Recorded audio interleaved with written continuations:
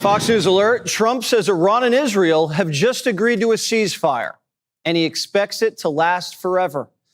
But it won't go into effect for 24 hours. He's going to let them each take one last shot at each other. Congratulations to everyone.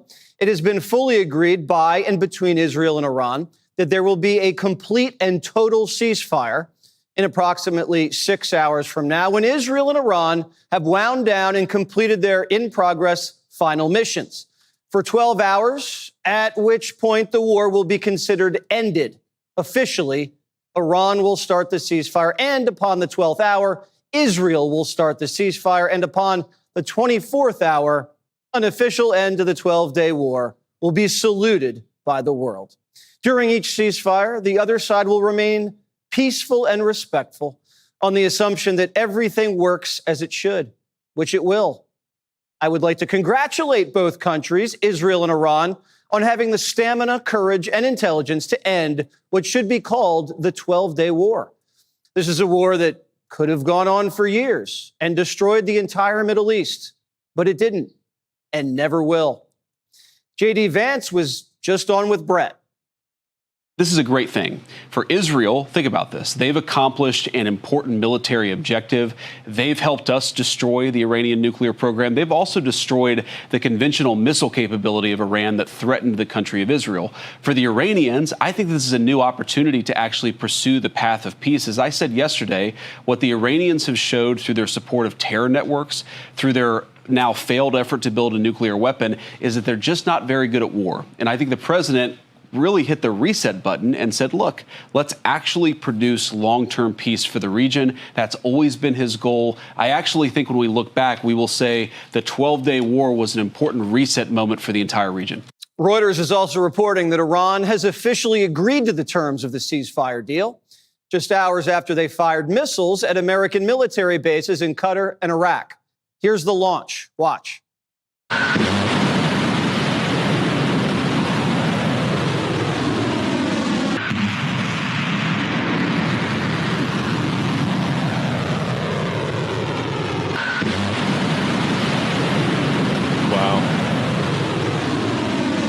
The president confirmed 14 Iranian rockets were fired, saying 13 were knocked down and one was set free because it was headed in a non-threatening direction. 47 also confirming there were no casualties and hardly any damage was done. Trump calls it a very weak response, but most importantly, they've gotten it all out of their system. And there will be, hopefully, no further hate. I want to thank Iran for giving us early notice, which made it possible for no lives to be lost and nobody to be injured. Thank you for your attention to this matter. So Trump got a heads up about the Iranian attack because the Iranians didn't want American casualties. Our response would have been devastating. But the regime also had to do something to save face, especially so they can show the Iranian people that they're still in charge. So far, the mission's been flawless. No American casualties. The bombs hit their targets. No real escalation so far, and no mission creep yet. Trump gave the Iranians a deadline and he gave peace a chance. But the president felt like the Ayatollah gave him the middle finger, figuratively, when he refused to meet him in Turkey for face-to-face talks. And that came with a price. When the clock struck midnight Friday, B-2 bombers took off on a 37-hour flight, but they were prepared. These stealth bombers have bathrooms, mini fridges, and microwaves. These guys flew from Missouri. They didn't land a single time. They dropped 30,000-pound bombs on a target the size of a washing machine and then got back home safely without ever landing in the Middle East or ever stopping other than to briefly refuel. And, of course, they did that in the air. So it's really an incredible operation, a testament to the power of American military. Operation Midnight Hammer has been in the works. Last week, Netanyahu asked the White House, how can we help? Trump said, clear the way for our bombers. The Israeli Air Force had a mission, eliminate as many Iranian air defense systems as possible. The Pentagon handed them a target list, and they went to work. The Iranians had no idea what was coming. There was nobody speaking about this, any of the preparations. There was a complete lockdown, almost a blackout of information for the last few days. That is a significant achievement because there were no leaks about the timing. If you looked at the moon schedule, you might have had a clue because it was a waning crescent and almost a new moon on the 25th. So it would have been very, very dark over Iran tonight. Okay, guys. We're going to get right back to this clip. Don't go anywhere. You don't want to miss what comes next. But let's pause here for just a second, because what you're watching right now isn't just a ceasefire announcement. This is 100% historic. Trump didn't walk into the room hoping for peace. He forced it on his timeline. After his military obliterated the targets, we're witnessing American dominance, guys, like we've not seen in years. And while the mainstream media is too busy crying over tone, Trump is reshaping the Middle East without sending our troops into endless wars. Guys, if you believe America should lead from strength and not apology, like this video right now, guys. Subscribe so you don't miss what the media doesn't want you to see. Now, let's jump back in, guys, because this next part is wild. Trump gave the final order on Marine One. Secretary Hegseth called him when he was leaving Bedminster Saturday and said, the B-2s are about to reach the point of no return. Are we a go? And the president said, it's a go. The administration was confident their intelligence was rock solid. Are you saying there that the United States did not see intelligence that the Supreme Leader had ordered weaponization? That's irrelevant. I see that question being asked in the media. That's an irrelevant question. No, they have but that is everything the they need key to build point a weapon. in U.S. intelligence assessments. You know that. No, it's not. Yes, it was. No, it's that not. The political decision had not been made. I know that better than you know that, and I know that that's not the case. But I'm asking you whether the order was given. And the people who say that, it doesn't matter if the order was given. They have everything they need to build nuclear weapons. Why would you bury things in a mountain, 300 feet under the ground? Right. Why would you bury why do they have 60% enriched uranium? Why do they have a space program? Is Iran going to go to the moon? No. 47 flew back to Washington and oversaw the mission in the Situation Room. The president was joined by his national security team, Hegseth, Rubio, Gabbard, Ratcliffe, and the chairman of the Joint Chiefs. Originally, a set of B-2s flew west to Guam as a misdirection. The others continued east, each carrying bunker busters. A nuclear submarine in the Arabian Sea fired first, 24 Tomahawks that took out Iranian defense systems.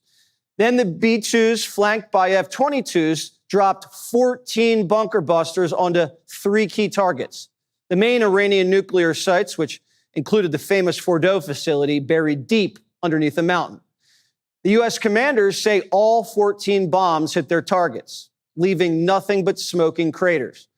The chairman of the Joint Chiefs, General Raisin Kane, said the targets sustained severe damage and destruction. Trump said they were obliterated and were awaiting additional damage assessment. As the bombers left Iranian airspace, U.S. Navy assets fired Tomahawks to suppress anti-aircraft fire.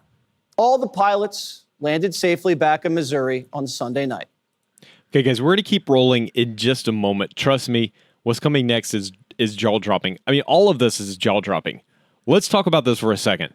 Iran warned us before they launched? Guys, that's not diplomacy. That's fear. I know y'all heard about that. They didn't want American casualty because they knew what Trump would do in response. Operation Midnight Hammer was a message. America is back. Stealth bombers, bunker busters, strategic dominance, not a single U.S. life lost. And look at what else happened, guys. Iran's nuclear program is crippled. Their scientists and generals are scattered. Their air defenses are annihilated. And the Ayatollah? Cowering underground. Guys, this isn't just a win for Donald Trump. This is a win for peace through power. Drop a comment, guys, right now. Should Trump go even further here? If you want to help us grow this channel, guys, and stand against the woke media machine, consider joining the channel as a channel member. All right, guys, I want to get back into this. You're going to want to see the ending here. The president came out at 10 o'clock Saturday and called it a success. Remember, there are many targets left. Tonight's was the most difficult of them all, by far, and perhaps the most lethal. But if peace does not come quickly, we will go after those other targets with precision, speed, and skill. Most of them can be taken out in a matter of minutes. The ceasefire announcement is a strong signal that the short war is winding down. Now, we still have to wait and see what happens next. Iran's nuclear program has been set back years, possibly decades. Their top scientists and generals are all assassinated. Their leaders hiding in a bunker. And they're all alone in the world without proxies or allies. It could be too expensive for the Iranians to reconstitute their nuclear program. We don't know if they have other clandestine sites or whether they snuck enriched uranium out of the mountain before the attack. But there's no doubt the regime's been significantly crippled. The Trump administration appears to have pulled off an incredible operation. And the American military, who lost a little prestige under President Biden, is back in a big way. American deterrence is back. This sends a powerful message to China, Russia, and the cartels, and gives Trump even more power over trade negotiations. Other countries see that Trump is willing to go to the extreme for what he believes. The market's up and oil prices are down. We hope any future fallout can be contained and that American armed forces remain safe and the homeland is protected. What we just witnessed there, guys, was the most masterful foreign policy move in recent history, period. Trump took a powder keg, Israel and Iran, not only prevented it from becoming another endless war, but used it to show the world what real leadership actually looks like. While Biden stutters through pressers and tiptoes around global threats, Trump acts with precision, with confidence, with overwhelming force. I mean, let's just recap some of the things that just happened there. He waited until both sides could get it out of their system, a bold move that diffused tensions without weakness. He unleashed a stealth bombing operation so secretive there wasn't a single leak, not one. He flattened nuclear targets buried 300 feet underground. He walked away with 0 casualties, a ceasefire, and a shattered enemy.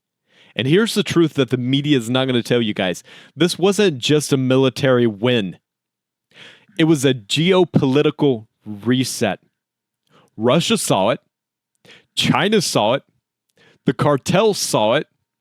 Everyone knows now you don't mess with the United States when Donald Trump is in charge. Let me tell you what we lost under the weak leadership that preceded Donald Trump. We lost respect. We lost deterrence. We lost American prestige. Trump bought it back in 12 days. This wasn't just an airstrike. This was a statement. America is not done, and neither is Donald J. Trump. If you're fired up the way I am, guys, do me a big favor, hit that like button. Subscribe for more bold, unfiltered truth straight from a conservative voice that you can trust. Guys, we are just getting started.